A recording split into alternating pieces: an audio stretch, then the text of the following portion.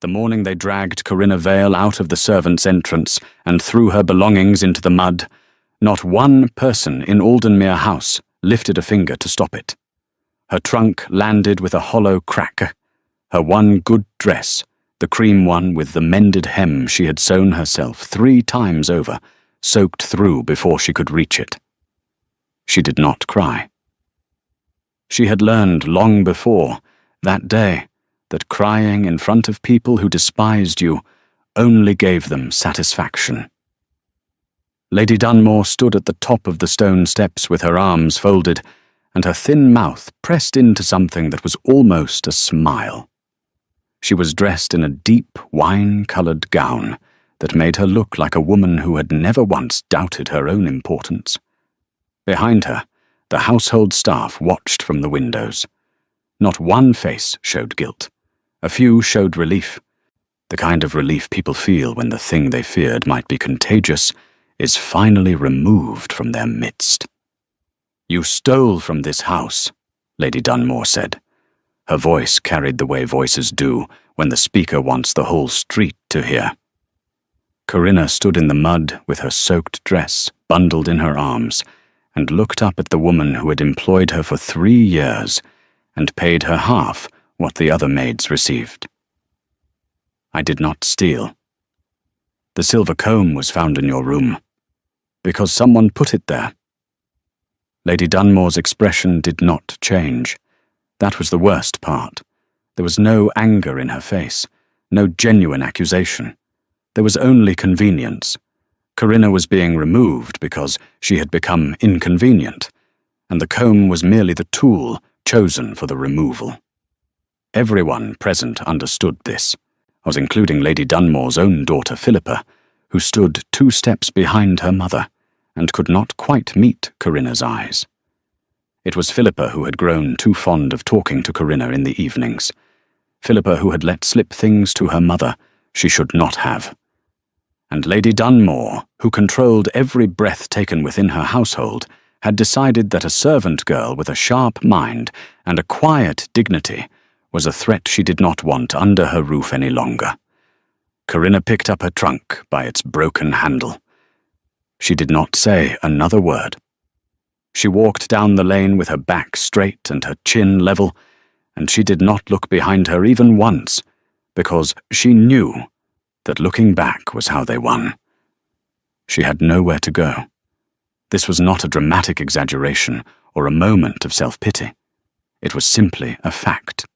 Her mother had died when Corinna was 11, in a small rented room above a candlemaker's shop in the south quarter of the city. Her father, according to the single letter her mother had left behind, was a man whose name her mother had written, and then crossed out so thoroughly that no amount of holding the paper to the light could recover it. There had been an aunt once, a woman named Drusilla who lived somewhere near the northern coast, but Corinna had not seen her since childhood, and had no address and no money for the coach fare to find her. What she had was 4 shillings, a damp dress, a trunk with a cracked lid, and the particular kind of stubbornness that grows in people who have been underestimated their entire lives. She found shelter that first night in the narrow covered walkway behind St. Aldrich's Church, sharing the space with 2 old men who smelled of pipe smoke and a thin dog who warmed her feet without being asked. She ate half a meat pastry she bought from a street cart and saved the other half for the morning. She lay on her folded cloak and stared at the stone arch above her, and thought very carefully about what came next. By the second morning, she had a plan. It was not a grand plan. It did not involve revenge or redemption or any of the things that come later. It involved a registry office on Carver Street, where domestic positions were sometimes listed for households in and around the city. She had passed it many times.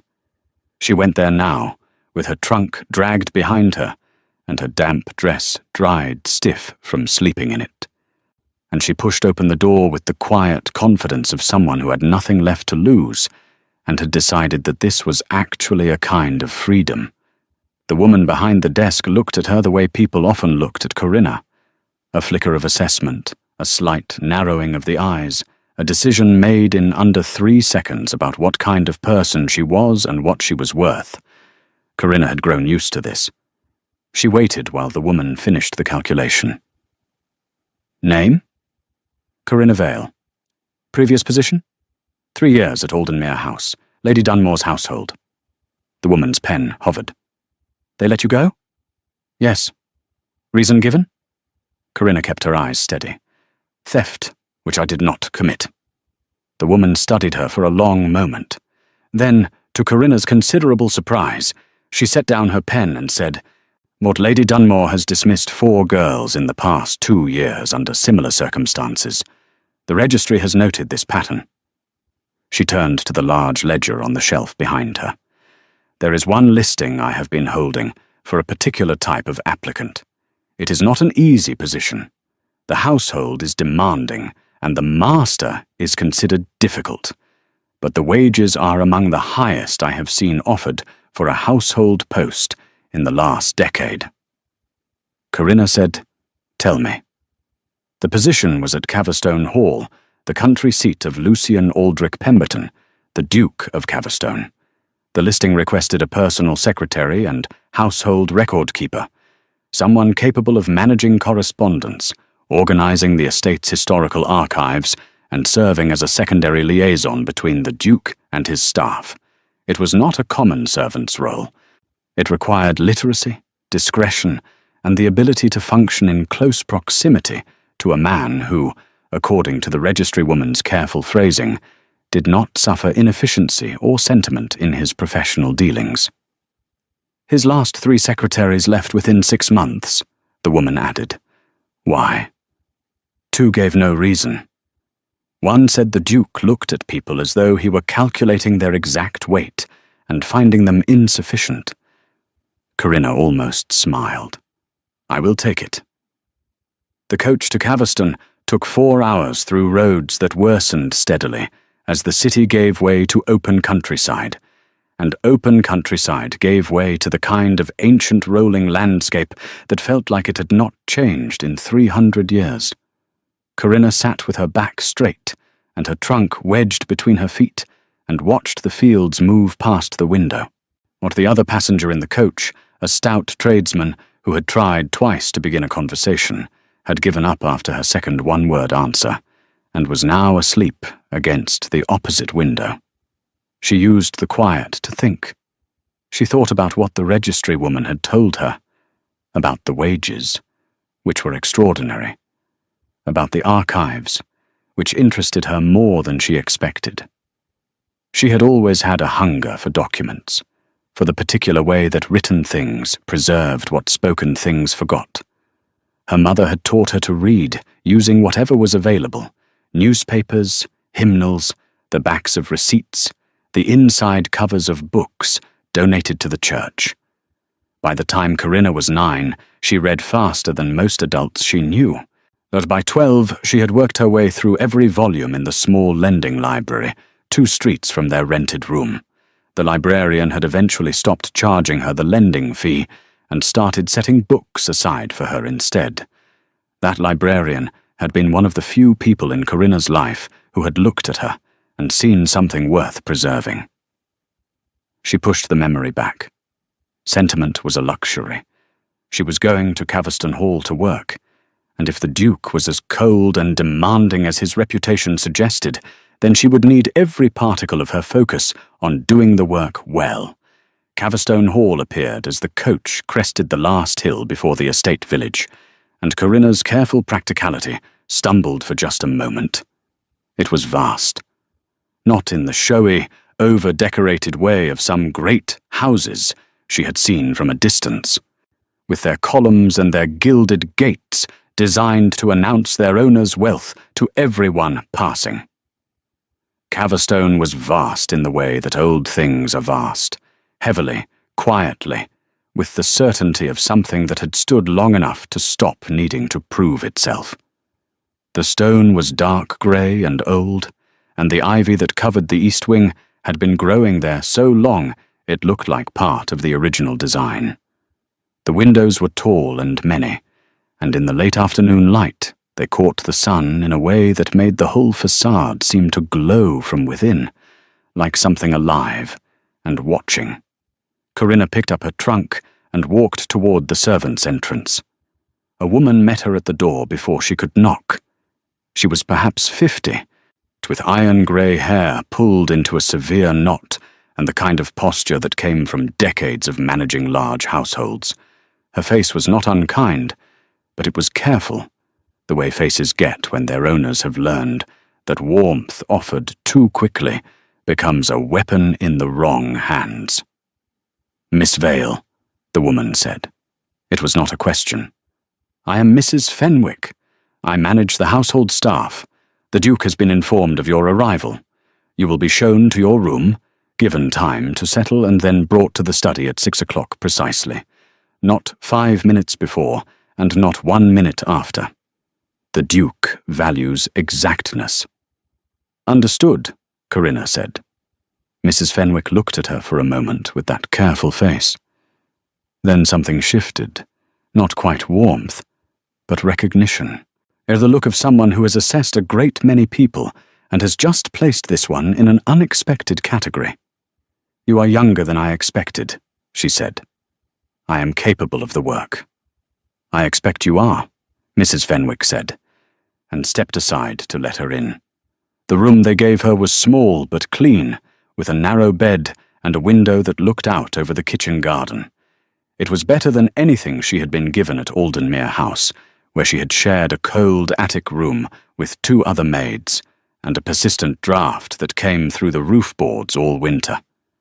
She set her trunk at the foot of the bed, changed into her other dress, the dark grey one that was plain but unwrinkled, and sat on the edge of the bed for exactly 3 minutes, which was all the time she allowed herself to feel the strangeness of arriving somewhere entirely new and entirely unknown.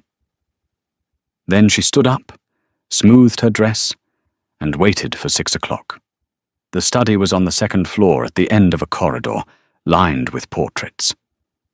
Corinna walked past them slowly, because the footman who had come to collect her was moving at a pace that suggested he expected her to be nervous, and was giving her time to compose herself. She was not nervous. She was looking at the paintings. They were old. Most great houses had portrait galleries, filled with the expected progression of ancestors, each generation slightly better dressed than the last, the faces growing more refined as the family's wealth and status climbed. These were different. The oldest portraits, or the ones at the far end of the corridor near the staircase, were painted in the style of 2 centuries past, and the people in them had a quality that Corinna could not immediately name. It was not just the clothing or the setting. It was something in the faces themselves, a particular arrangement of features, a specific quality in the eyes. She slowed at one portrait in particular. A young woman, painted perhaps 200 years ago, wearing a deep gold gown and standing in front of what appeared to be a formal garden. She was not smiling. Her expression was composed and direct and slightly remote, the expression of someone who was used to sitting for portraits and had decided to give the painter as little as possible to work with. But it was her face that stopped Corinna's feet entirely. The footman cleared his throat behind her. Corinna moved on. But as she walked the last few steps toward the study door, something turned over slowly in her chest, a feeling she could not name yet.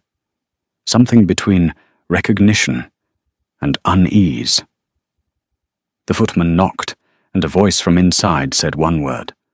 "Enter." The Duke of Caverstone was standing at the window with his back to the door when she came in. He was tall, and the last of the evening light came through the glass and outlined him in a way that made him look less like a man, and more like the idea of one. When he turned, Corinna kept her expression neutral, because she had learned that the most important moment in any first meeting was the one where the other person discovered they could not read you. He was younger than she had expected. Somewhere in his early 30s, with dark hair and the kind of face that would have been considered handsome if it showed any evidence of wanting to be. It did not. It showed precision, intelligence, and something else beneath both of those, something carefully contained, like a fire that had been banked low on purpose. His eyes moved over her once, quickly and completely, the way a person reads a page rather than looks at a person. "Miss Vale," he said, "Your Grace." "Sit down." She sat. He remained standing, which she suspected was deliberate, a small structural advantage he maintained in meetings with new staff. She did not let it make her feel smaller. "You come from Aldenmere House," he said. "You were dismissed on an accusation of theft which you deny." "Yes." "The registry confirmed that Lady Dunmore has made similar accusations against previous employees. I do not consider the charge credible." He said this without particular warmth. As a man reports a conclusion he has reached logically rather than emotionally.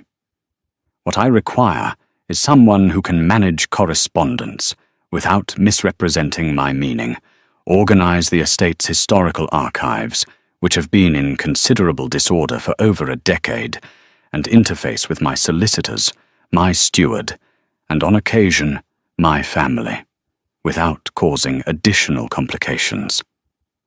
"I can do all of those things." "The archive," he said, and something shifted in his voice, a tightening, subtle but present, "is not to be discussed outside this house. The documents contained within it concern the Pemberton family history in ways that are private." "Of course." He looked at her again, that same assessing look, but slower this time. "What, you walked past the portrait gallery on your way here?" It was not a question.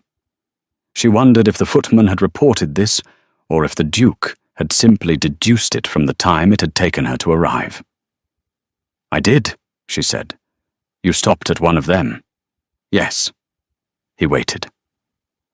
"The young woman in gold," Corinna said. 2 centuries old, approximately. She was painted in front of what I believe is the formal garden on the south side of the estate, though the garden has been redesigned since. She had an unusual face. Something moved behind the Duke's careful eyes, fast and then gone, the way light crosses a wall when a cloud passes. "Most people do not notice that portrait," he said. "Most people are not looking," Corinna said, and then added, "Does your Grace?" because she had a feeling she had already been fractionally too direct, and the honorifics might restore the balance. The silence that followed was 3 seconds long. Then the Duke moved to his desk, sat down, and said, "You will begin tomorrow morning. Mrs. Fenwick will brief you on the household schedule. The archive is in the lower east wing. You will not enter it without my knowledge." "Questions?"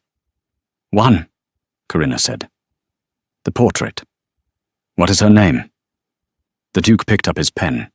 He looked at the document on his desk, rather than at her.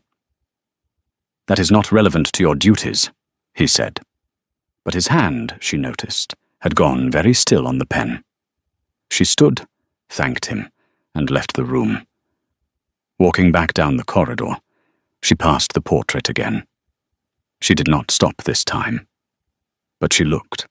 For the young woman in gold looked back at her with that composed, remote, slightly guarded expression, and Corinna felt again that slow turning in her chest that she had no name for yet. She would find one. She always did. The archive was worse than anyone had described. Corinna stood at the entrance to the lower east wing on her first full morning at Caverston Hall and looked at what 3 decades of neglect had produced. Wooden shelving units ran the full length of 2 long walls, and every shelf was stacked with documents in no discernible order. Ledgers sat on top of correspondence bundles. Estate maps had been rolled, and then unrolled, and then rolled again incorrectly, so their edges curled and cracked. Wax-sealed letters were mixed in with household receipts from different centuries.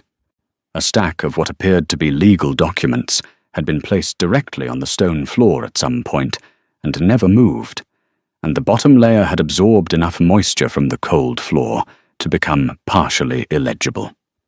It smelled of dust and old paper, and, faintly, of cedar from a broken chest in the corner whose lid no longer closed properly. Corinna set down the leather satchel Mrs. Fenwick had given her, which contained ink, fresh paper, 2 good pens and a cataloguing ledger. She rolled up her sleeves. She began at the left wall and worked methodically, touching nothing yet, only looking, building the map of the disorder in her mind before she started moving anything. This was how she had always approached a problem. Understand the shape of it first, then work. By mid-morning, she had a preliminary sense of the archive's structure, or rather, the structure it had once had before time and careless handling had dismantled it. There appeared to be 3 distinct categories of material: estate documents, the practical records of land, tenancy, finance, and household management going back roughly 150 years. Family correspondence, personal letters between Pemberton family members across several generations, some still sealed, some opened and refolded carelessly. And a third category she could not yet fully identify: older documents, some written in hands that suggested considerable age, some in Latin, some in a mix of languages that she would need more time to examine properly. It was this third category that was stored most haphazardly. The estate documents, though disorganized, had at least been kept together in rough groupings. The family correspondence was jumbled, but recognizable. But the oldest materials had been scattered throughout the archive without apparent logic, as though someone at some point had gone through them in a hurry and replaced them carelessly, or had deliberately broken up any grouping they had once had. Corinna noted this without drawing conclusions. She was good at holding observations open, at resisting the pull toward meaning before the evidence was complete. She was deep in the examination of a water-damaged ledger from approximately 80 years prior, when she heard footsteps in the corridor outside. She did not look up immediately. She had learned that looking up the moment someone entered a room was a small surrender of composure, and she was not in the habit of small surrenders. "You are not cataloguing," the Duke said from the doorway. "You are reading." "I am doing both," Corinna said, and then looked up. He was dressed for riding, which meant he had been out early and had come here before going anywhere else, which told her something she filed away without commenting on. "I cannot catalogue what I do not understand. The documents need to be read before they can be properly organized. Otherwise, I am only sorting paper by size and age, which is tidier but not actually useful." He came into the room. She noticed that he looked at the shelves rather than at her, moving his gaze across the disorder with the expression of a man confronting something he has been avoiding. "My grandfather's steward was supposed to have organized this room 30 years ago," he said. "He died before he finished." "What happened to his notes?" The Duke paused. "I do not know that he left any." "Then I will start from the beginning." She held up the water-damaged ledger. "This is a household accounts book from your great-grandfather's time. The water damage is significant on the first 20 pages, but the rest is legible. There are some unusual entries in the expenditure column. Payments to parties who are not identified by name, only by initial. The amounts are not large, but they are consistent. Monthly, over a period of at least 7 years. The Duke's eyes moved to the ledger. "That is not uncommon. Many payments in older estate accounts were recorded with abbreviations for discretion." "Yes," Corinna said. "But these payments are listed under a heading that has been partially obscured. Or someone has gone over the original ink with a different ink. It was done carefully, but the paper texture shows the alteration when you hold it at an angle." She tilted the ledger slightly. "The original heading, as far as I can recover it, appears to read something like R. Obligation, or possibly Royal Obligation. The word is damaged enough that I cannot be certain. The silence that followed was different from the silences that had preceded it. this one had weight. The Duke crossed the room in 4 steps and took the ledger from her hands. He held it at the angle she had indicated and looked at the obscured heading for a long time. His face showed nothing, but his jaw had tightened, and the careful containment she had noticed the night before was working harder than it had been. "You found this on your first morning," he said. "But I found it in the first 3 hours," she said. "There may be more." He closed the ledger and set it on the table between them.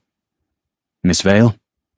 He said her name with the particular precision of a man choosing his next words, as though they are stones being placed on uncertain ground. "The archive contains documents that relate to matters of significant sensitivity to this family. I need you to understand that anything you find here, any discovery of any kind, is to be brought to me directly. Not discussed with staff. Not mentioned in correspondence. Not shared. I understood that from our conversation yesterday. I want to be certain you understand it today as well, in light of what you have just shown me." She met his eyes. "I found something unusual, and I told you immediately. That is what you asked me to do." Something moved through his expression. Not quite a surprise, but adjacent to it, the look of a man who has prepared for a particular kind of response and received an entirely different one. "Yes," he said. "It is." He left the room without another word, taking the ledger with him. Corinna watched him go, and then turned back to the shelves and continued working. At noon, Mrs. Fenwick appeared with a tray of food and set it on the corner of the large table without comment, which Corinna took to mean that this was now an established arrangement. She ate while reading and found 3 more documents from the same period as the altered ledger. 2 were straightforward estate correspondence.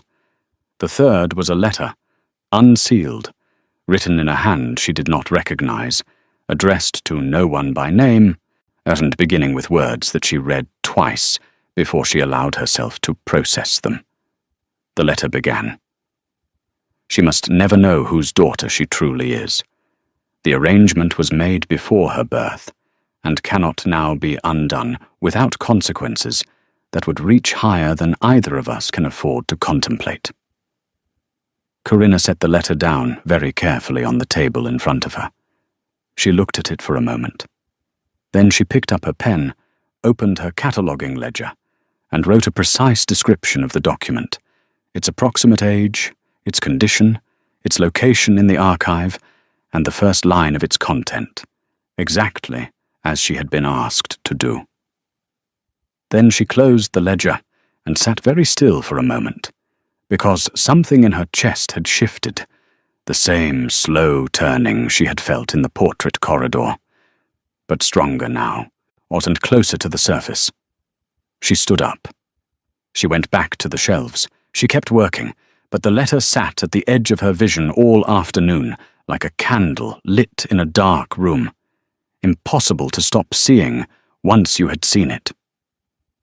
That evening, the Duke sent word through Mrs. Fenwick that he would review her cataloguing notes the following morning, and that she should prepare a summary of everything she had found in the archive so far. Corinna wrote the summary at the small desk in her room by candlelight.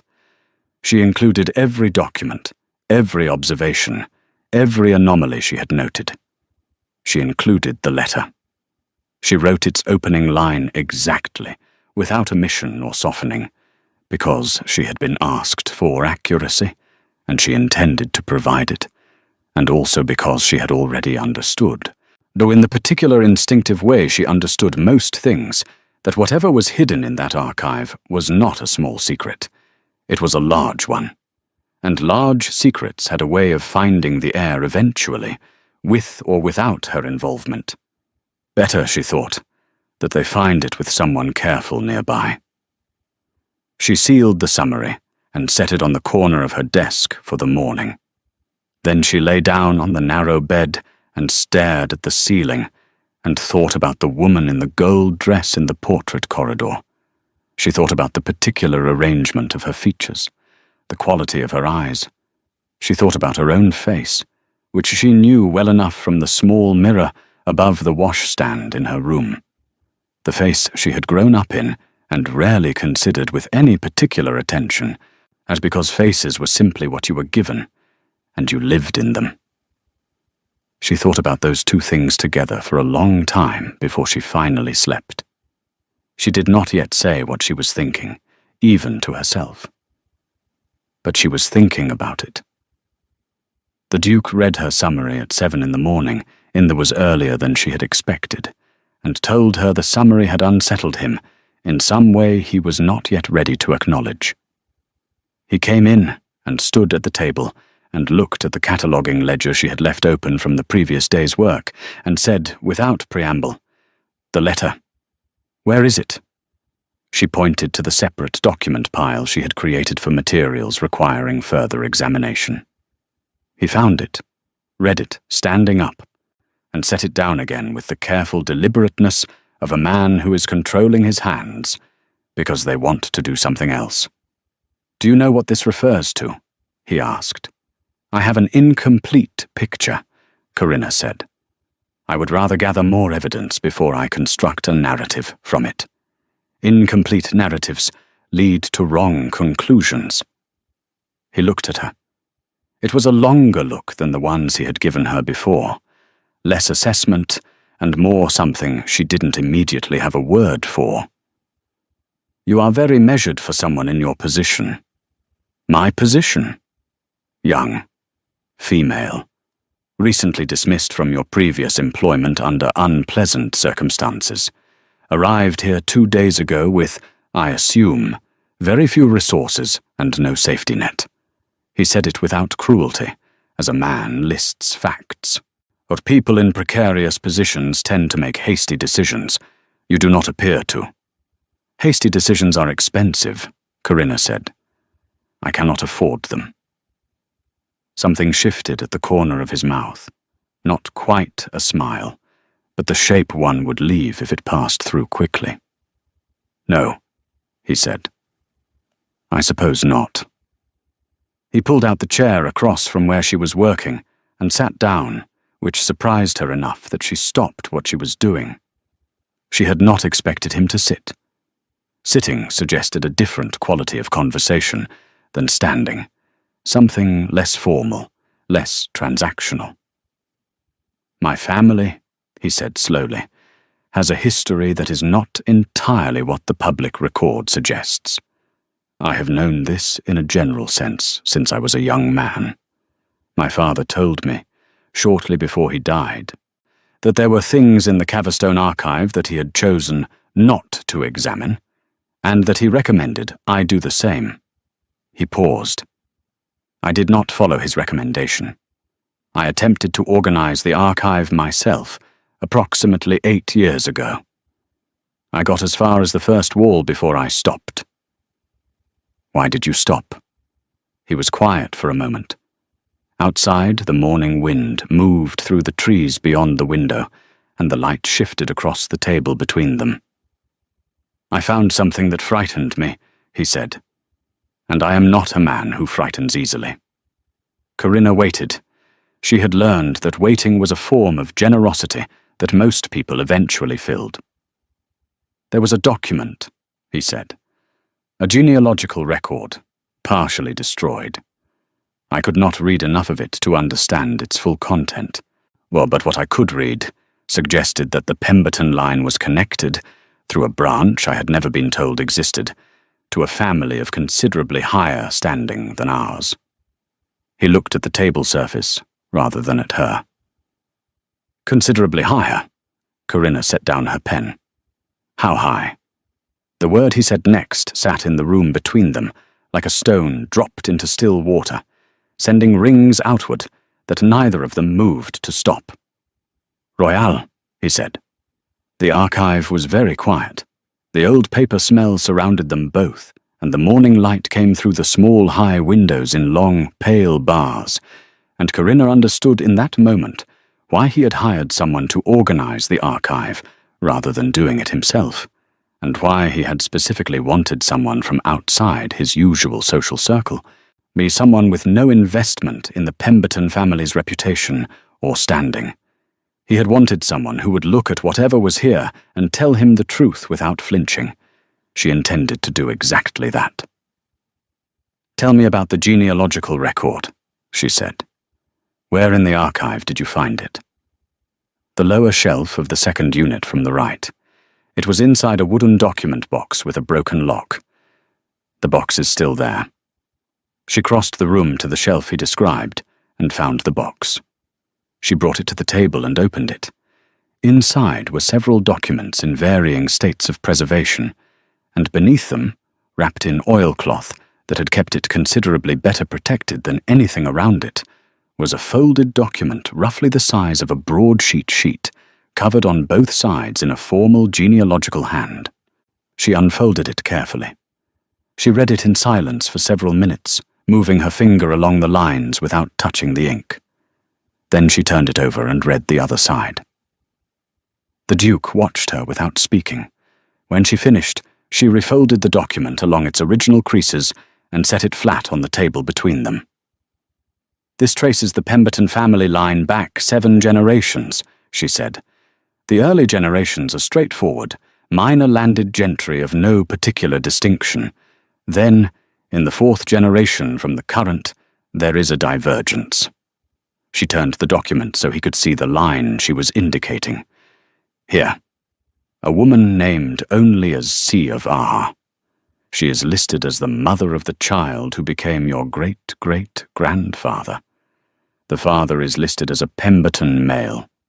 But next to C of R, or in a different hand and different ink, someone has added 3 letters. She pointed. He leaned forward. The 3 letters read D-R-B-L, which, in the abbreviated notation of formal genealogical record, meant daughter of royal blood. The Duke sat back in his chair slowly. "Daughter of royal blood," he said quietly, "meaning my great-great-grandmother was the illegitimate daughter of someone within the royal family." "That is the most direct reading of the notation, yes," Corinna said. "Though illegitimate is an assumption. The document does not specify the nature of the connection, only its existence. There may have been a legitimate private marriage. There may have been a recognition that was subsequently suppressed. Of the document alone cannot tell us which." He was looking at the genealogical record with an expression she hadn't seen on him before. Not the controlled precision of their previous conversations. Something more open.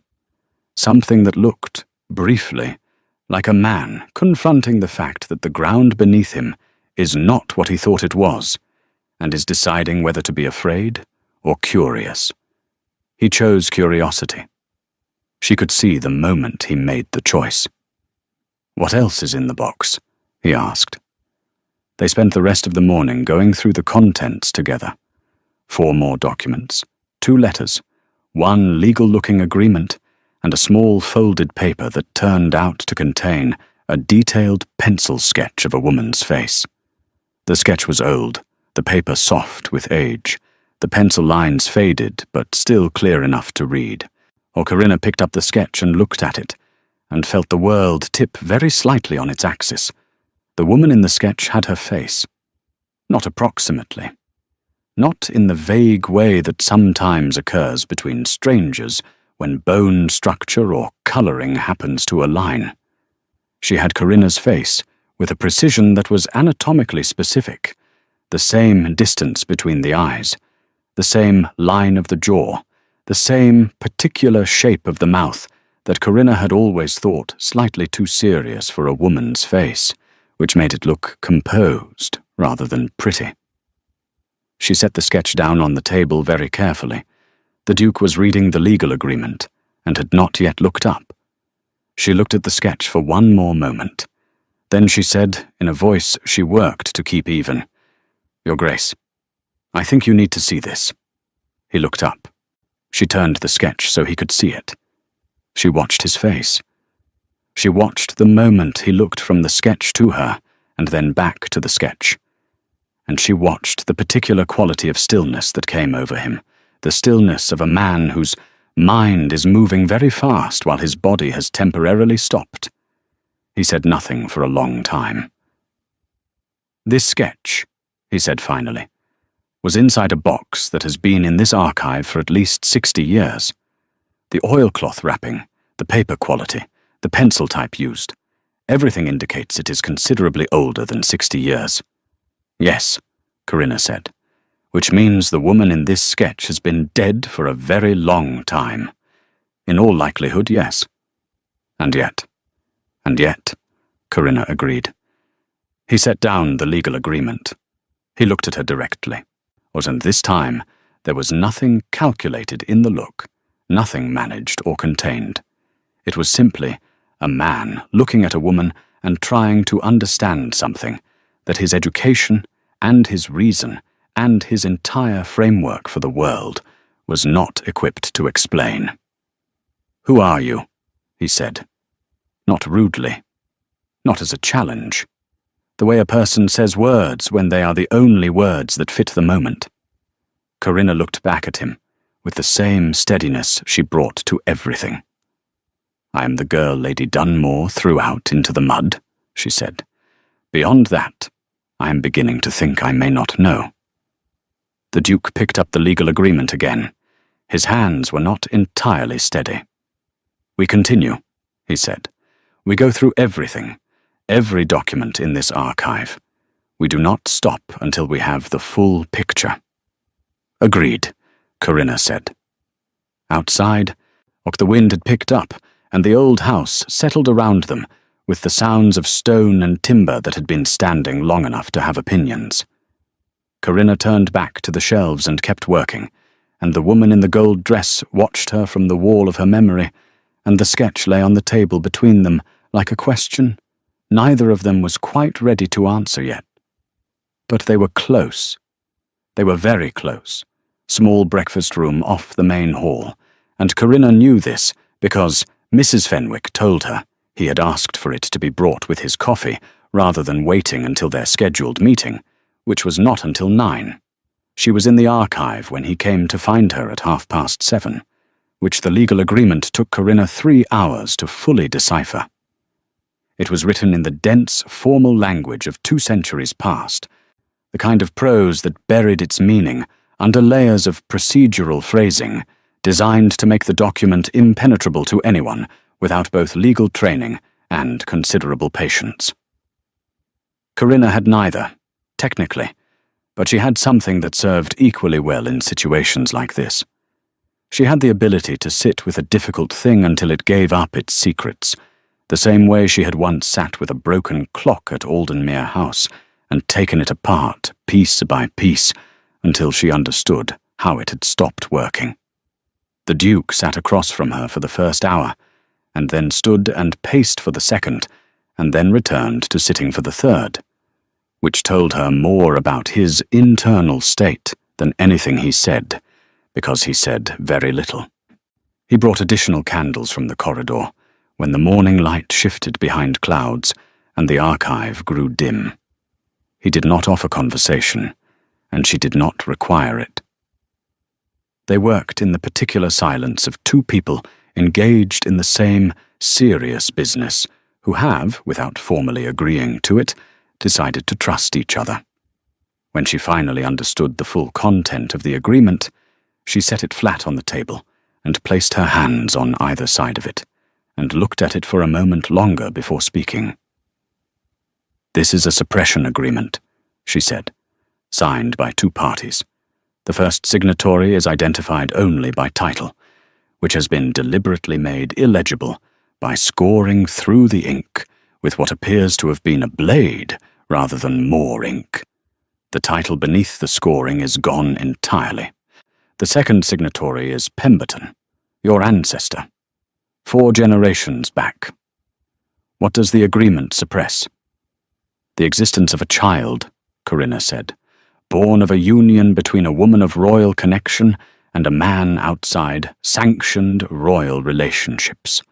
The agreement stipulates that the child will be placed within the Pemberton family and raised as a Pemberton without knowledge of her true parentage. In return, The Pemberton family will receive certain financial considerations, described in the document with enough vagueness that the exact nature is unclear, and a guarantee of protection from any inquiry into the matter, from any official body for a period of 3 generations. The Duke was very still. The child is described in the agreement. Corinna continued. Female, are born in the winter of a year, given only as a numeral that I believe corresponds to approximately 190 years ago. The description of the child includes a notation about her physical appearance that was added as an identifying mark in the event the agreement was ever disputed. She paused. The notation reads as follows: remarkable stillness of feature and a quality of directness in the eye unusual for her age, likely inherited from her mother's line. She looked up at him. He was looking at her. The silence between them was not the comfortable working silence of the morning.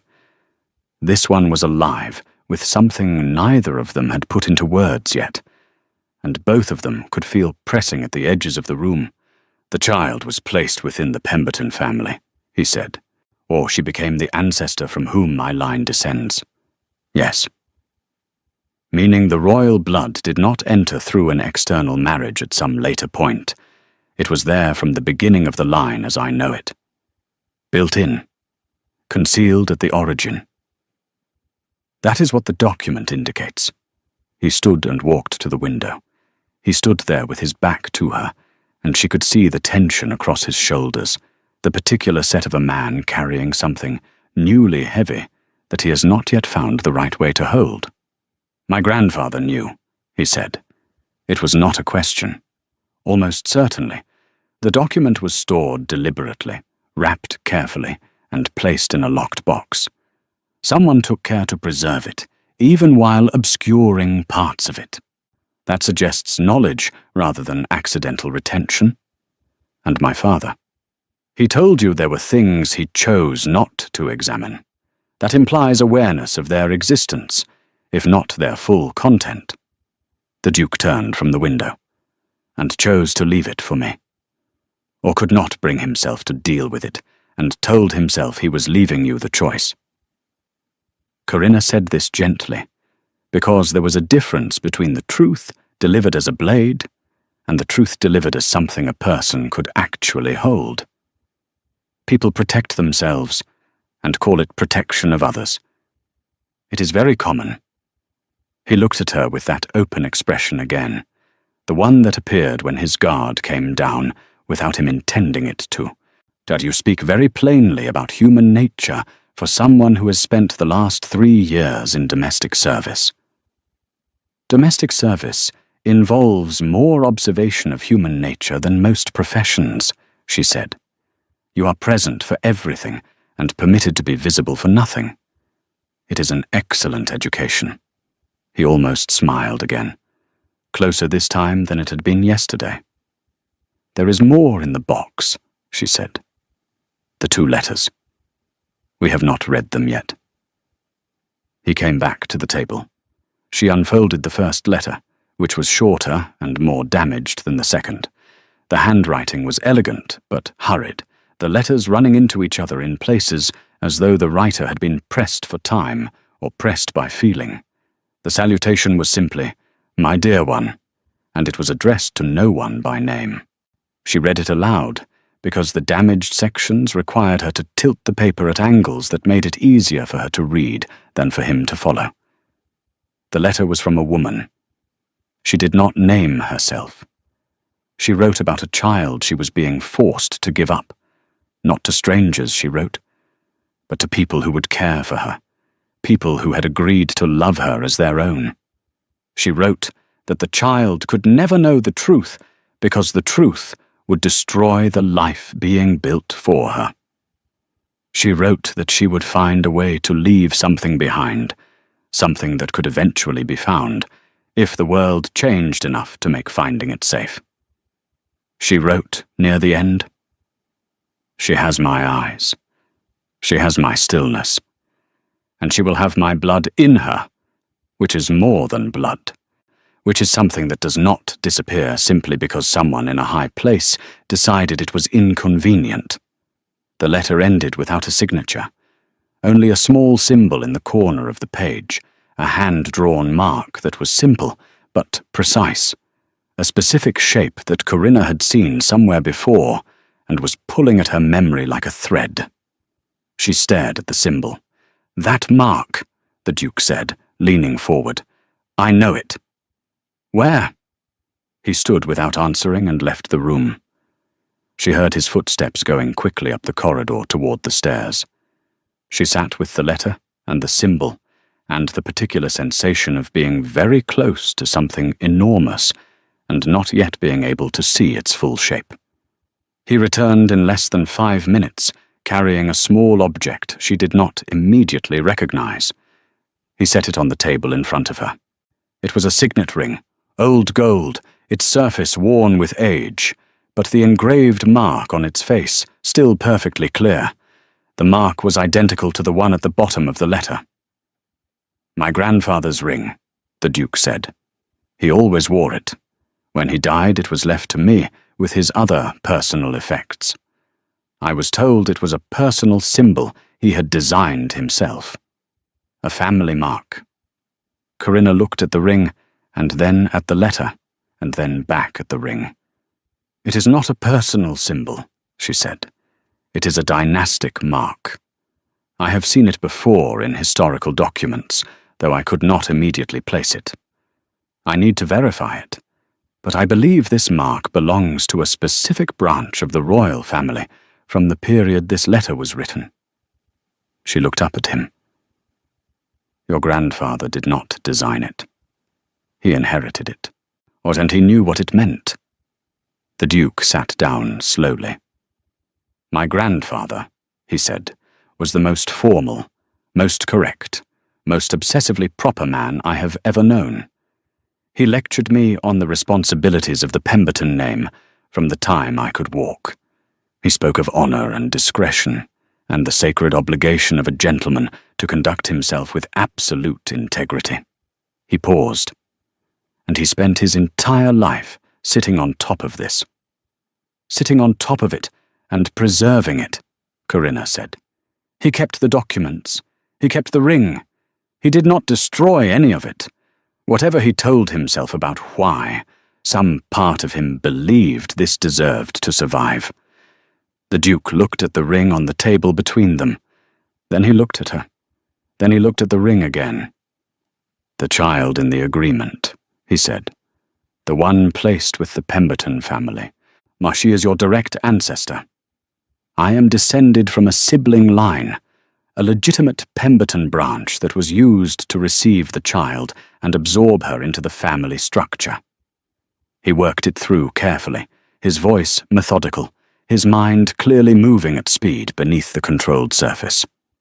"We are not directly related, but we are connected through the same original family, through the same hidden source." "Yes," Corinna said. "Which means that you, if this is correct, carry the same royal blood that has been hidden in this archive for 2 centuries. If the documents are accurate, if the chain of descent is unbroken, if my mother's parentage is what I have always been told it was, which I cannot verify because she is dead and left me very little information about her own origins." She said this with the steadiness she always used when speaking about things that could hurt her, if she let them. "There are considerable conditions attached to that conclusion. But you believe it," he said. "You believed it before you said it." She looked at him for a long moment. "I think about the portrait in your corridor," she said. "I think about the sketch in that box. I think about the letter from a woman who described her daughter as having her stillness and her eyes." She placed her hand flat on the table beside the documents, not touching them, just near them. "I do not know what I believe yet, but I know what the evidence is pointing toward." He reached out and picked up the signet ring. He turned it in his fingers once, twice, looking at the mark on its face. Then he set it down on the table between them with a quiet, definitive sound. "We read the second letter," he said. She unfolded it. This one was longer, better preserved, written in a different hand than the first, but equally elegant. It was dated, which the first was not, the date corresponding to approximately 40 years after the suppression agreement, meaning it had been written by someone of the next generation. It was addressed to whoever in this family has the courage to look. Corinna read it silently first. Then she set it down. "What does it say?" the Duke asked. "It says," she answered slowly, "that the writer, who identifies herself as a granddaughter of the original child, discovered the truth of her parentage through documents she found in this archive when she was 22 years old. It says she spent 10 years trying to find a way to make the truth known, and was prevented at every turn. Not by any explicit threat, but by the sheer weight of the forces that had an interest in the secret remaining a secret." She paused. "It says she eventually stopped trying, and instead decided to leave everything she knew in writing, sealed in this box, in the hope that someone would find it when the world had changed enough for it to matter." "She stopped trying," the Duke said. "She had a daughter by then," Corinna said. "She writes that her daughter's safety mattered more than the truth, that she chose her daughter over the record." She looked at the letter again. "Or she writes that she hopes whoever finds this will make a different choice, that she hopes the world will be different by then, that she hopes the person who finds it will be brave enough and safe enough to do what she couldn't." The room was very quiet. The Duke stood slowly. He walked to the shelves and stood with his back to her for a moment, and she let him have that moment, because some things needed to be felt before they could be thought about, and he was clearly feeling something very large, very quickly. When he turned back, his face was composed again, but the openness was still there beneath the composure. He was not hiding it anymore. Maybe he had decided that hiding it was no longer a reasonable use of energy given what was currently spread across the table between them. "Miss Vale?" he said. "Nor Corinna." It was the first time he had used her given name. She noticed it without commenting on it. "I have a question that is not strictly relevant to the archive work," he said. "Ask it." "Your mother. What did she tell you about her own family? About where she came from?" Corinna thought about the small rented room above the candlemaker's shop. She thought about her mother's face, which had been beautiful in the way quiet things are beautiful, without effort, without announcement. She thought about the letter her mother had left behind, the one with the name crossed out so thoroughly it could not be recovered. "Very little," she said. "She told me her family had given her up when she was young, that she had been passed between households and had eventually made her own way. She told me she had loved someone she was not permitted to love. She told me she had me, and that was enough." She paused. "She told me once, near the end, that I came from something larger than either of us understood. I thought she was feverish. She was very ill by then."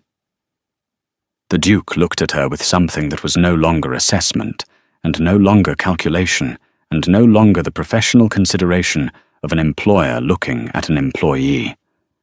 It was simpler than all of those things, and considerably more complicated. "She was not feverish," he said. "No," Corinna said. "I am beginning to think she was not." 3 days passed in the archive before the outside world reminded them it existed. They worked from early morning until the light failed each day, and going through every document with a systematic thoroughness that Corinna found deeply satisfying, and that the Duke appeared to find both necessary and increasingly difficult to bear. Not because the work was beyond him, he was sharp and organized and read quickly, but because every new document added another layer to a truth that was growing too large to be contained by the careful, controlled life he had built around himself.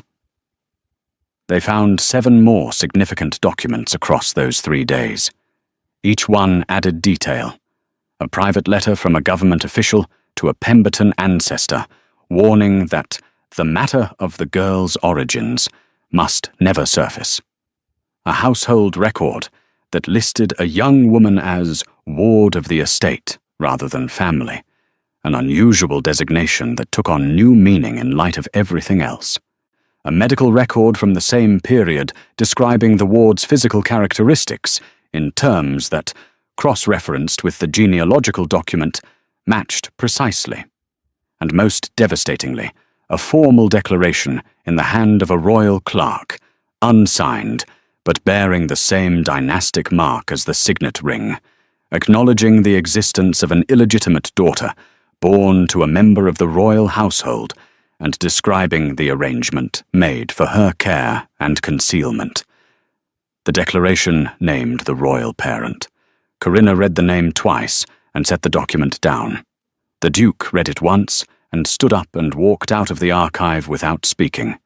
She heard his footsteps going down the corridor, and then the sound of a door closing somewhere in the house, while she sat with the document and the name on it, and understood completely why he needed to leave the room. Because the name changed everything.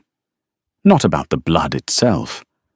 Not about the fundamental truth that had been emerging across 4 days of careful reading and cross-referencing, but about its scale, about what it meant in terms of history and power, and the specific kind of institutional weight that accumulated around royal families across centuries, about what it would mean to surface this, and to whom, and in what world. He came back 40 minutes later. His face was composed, and his bearing was correct, and his eyes were doing the specific thing they did when he was containing something by force rather than by ease. He sat down. "Tell me what you think we should do with this," he said. Corinna had been thinking about this question for the 40 minutes he had been gone.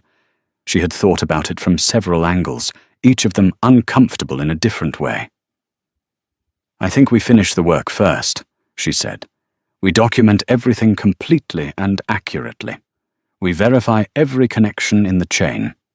We create a record that is thorough enough to stand on its own, without either of us needing to explain or argue for it." She folded her hands on the table. "Then we decide what to do with the record. And if the record points where I think it points, then we deal with that when we have confirmed it beyond any reasonable doubt." He looked at her. "What, you are being very calm about the possibility that you carry the bloodline of a royal house?" "I am being calm about it, because losing my composure will not change what the documents say." She paused. "I spent 3 years in a household where I was told repeatedly and in various ways that I was worth very little. I have spent my entire life being underestimated by people who looked at me and saw only my circumstances. I find that my composure is not something I am willing to surrender to, regardless of what the shock is." He was quiet for a moment. Then he said, "I owe you an apology."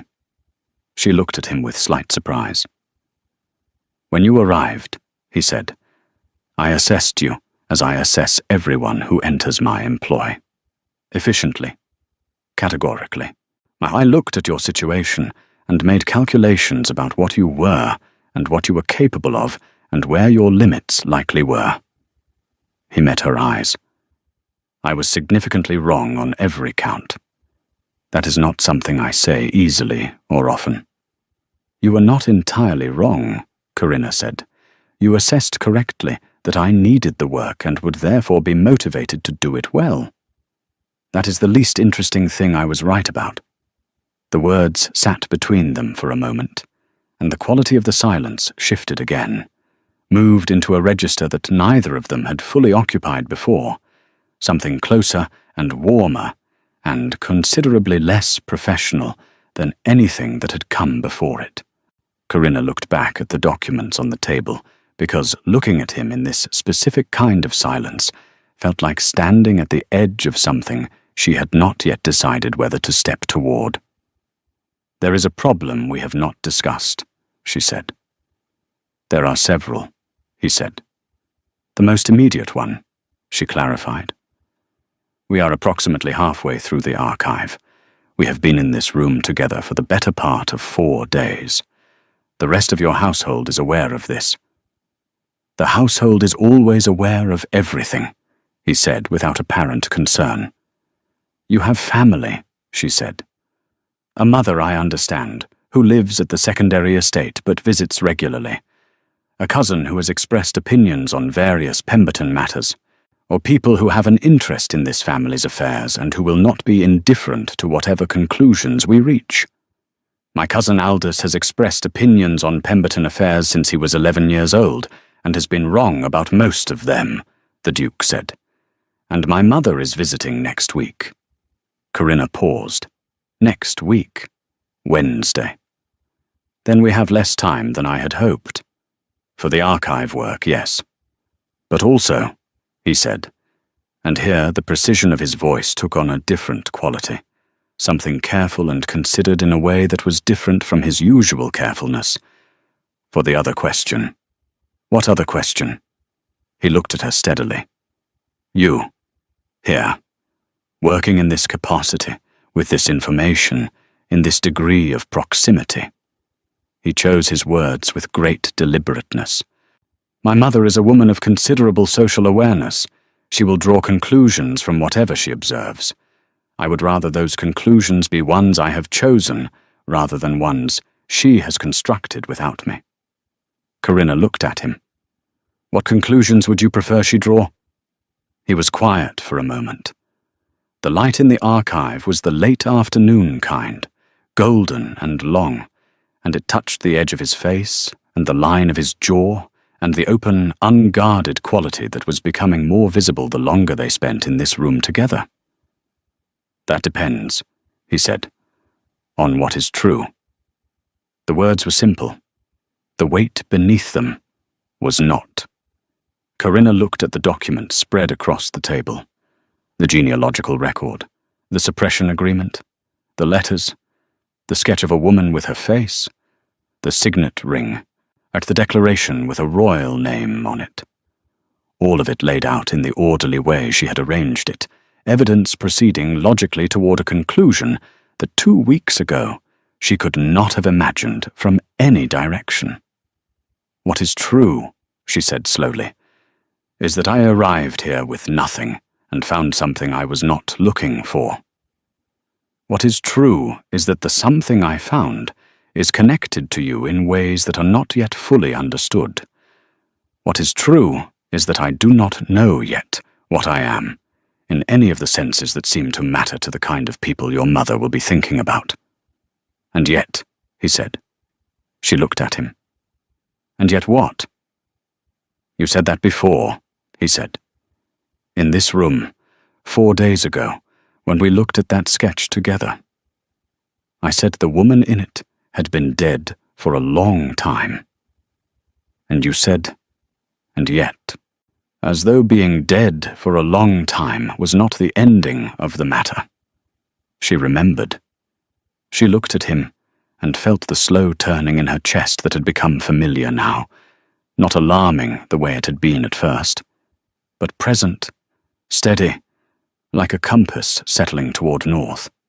"I meant," she said, "that something of her survived, through the blood, through the face, through whatever is carried forward in a person from the people they came from, whether they know about those people or not." "Yes," he said. "That is what I thought you meant." He reached across the table and picked up the sketch.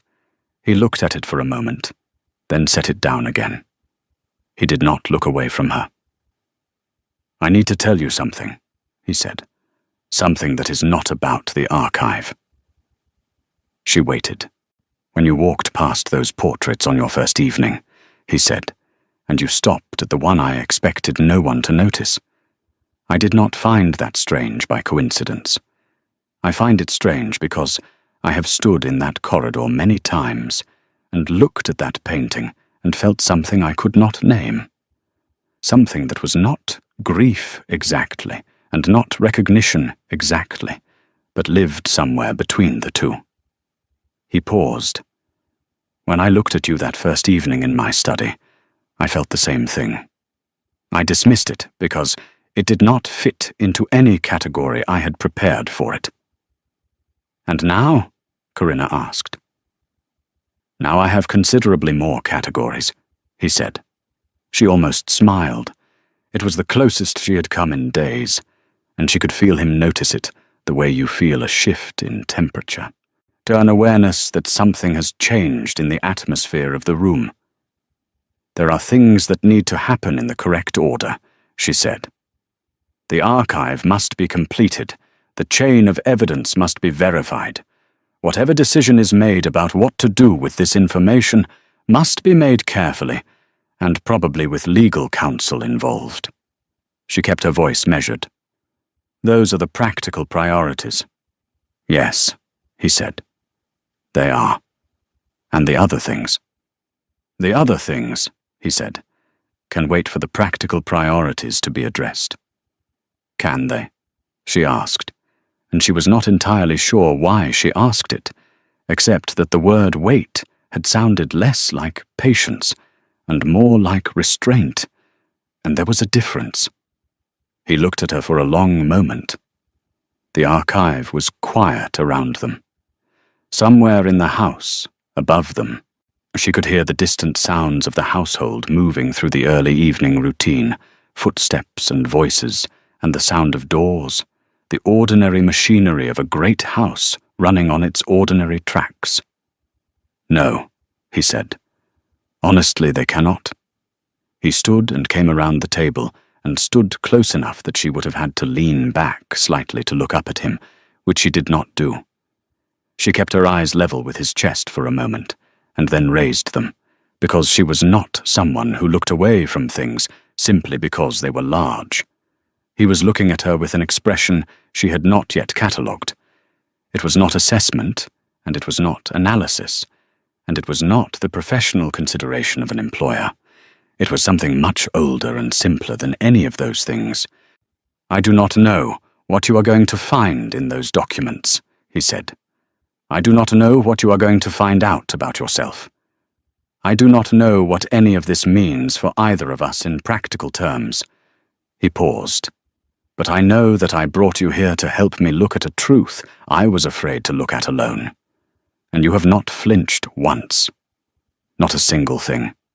Should I have? Most people would have. I am not most people. No, he said. You are not. He lifted his hand, and she thought for a moment he was going to touch her face, the way the sketch artist must have asked the woman in the portrait to hold still while they traced the specific line of her jaw. He did not. He let his hand drop. But the intention of the gesture had already passed between them, like a note passed in a room where speaking aloud was not yet permitted. Wednesday, she said. Wednesday, he agreed.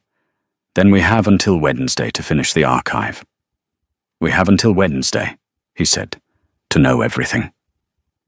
She looked at him for one more moment. Then she turned back to the table and picked up the next document in the pile and began to read. He sat back down across from her. They worked until the candles burned low. Wednesday arrived the way inevitable things always do, faster than expected, and heavier than prepared for. Corinna was in the archive at first light, which had become her natural rhythm over the past week, her body adjusting to Caverston's schedule, the way bodies adjust to new places when the mind has decided to commit to them. She had 3 documents left to examine from the main body of the archive.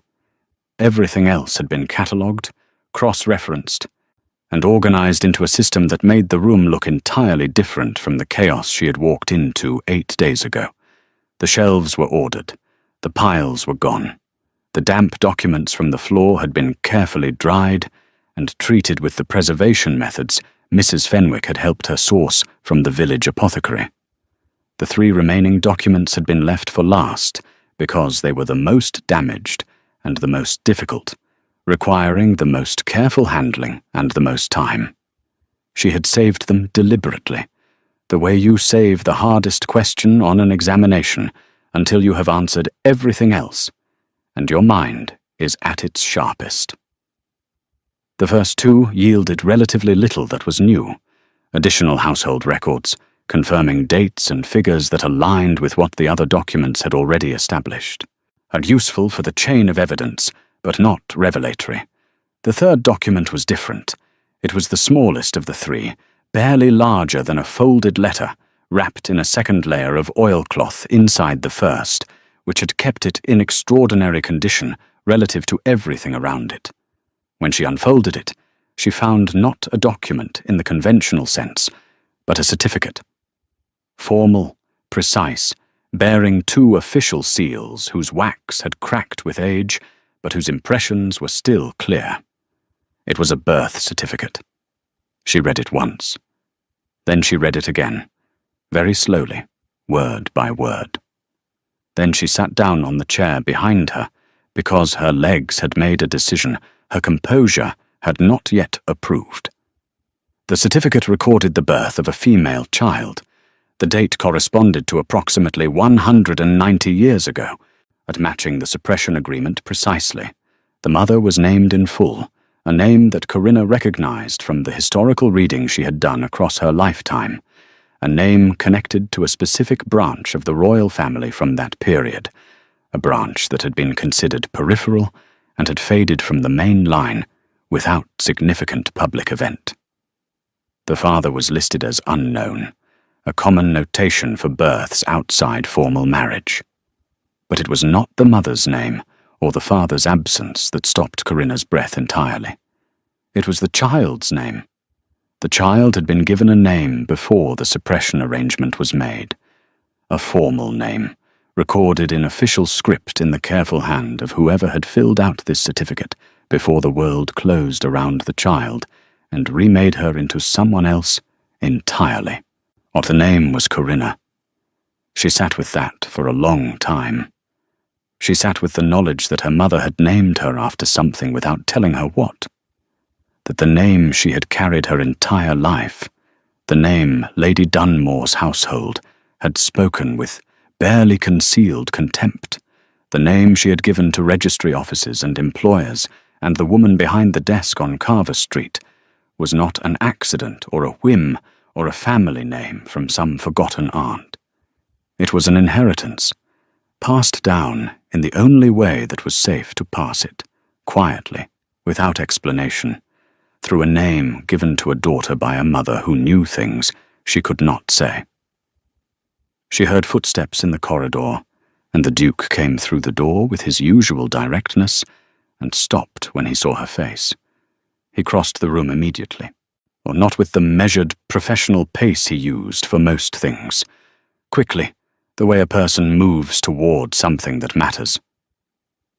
"What is it?" he said. She held out the certificate. He took it and read it, and she watched his face move through the same sequence hers had. The initial reading, the second slower reading, the stillness that followed. He set it on the table with both hands. "Your name," he said. "My name," she said. "Your mother knew. She always knew. She left me the name and crossed out the other things, and let the name be enough, because the name was safe in a way the other things were not." Corinna looked at the certificate. She was protecting me, the same way the woman in the second letter chose her daughter over the record. Except my mother left me this, without knowing she was leaving it, or simply by choosing what to call me. The Duke pulled out the chair beside her, rather than across from her, and sat in it, which changed the geometry of the space between them entirely. He was close enough that she could have reached out and touched his hand if she had chosen to. "The chain is complete," he said. "Everything in this archive, cross-referenced and verified. The suppression agreement, the genealogical record, the royal declaration, the sketch, both letters, the birth certificate. Every link connects to every other link. The evidence is complete. Yes, You are directly descended from a royal birth that was concealed 2 centuries ago through an arrangement made between your ancestors' royal parents and this family. He said it plainly, as he said most things, but beneath the plainness there was something that was not plain at all. Which means the girl Lady Dunmore threw into the mud carried something in her blood that Lady Dunmore could not have imagined in her worst fever dream. Corinna looked at him. What I carried in the mud was a broken trunk and 4 shillings. Also that, he said. And this time he did smile, fully, without restraint, and it changed his face in a way that made her understand why he kept it so carefully contained most of the time. Because, given freely, it was the kind of thing that could alter the atmosphere of a room. She looked at the smile for a moment, and then looked at the certificate, because she needed to look at something that was not his face right now. "We need to discuss what comes next," she said. "That we do. The evidence needs to be authenticated by someone outside this house, a historian, possibly a legal authority.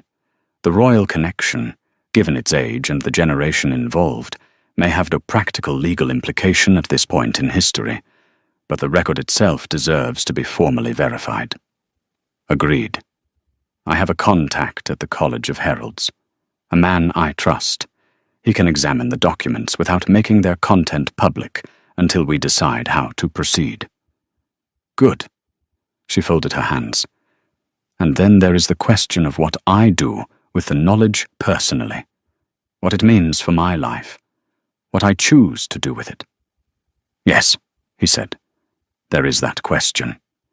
I was dismissed from my last position on a false accusation. I arrived here with nothing. Even if this is all verified, it does not automatically change my circumstances in any practical way. Old blood does not pay for lodgings or secure a future." "No," he said. "It does not." He paused. "Other things do that." She looked at him. "What other things?" He looked back at her with the expression she now recognized as his version of full openness, the face he wore when the careful management had been set aside, and he was simply present in the room with her, undefended and unperforming.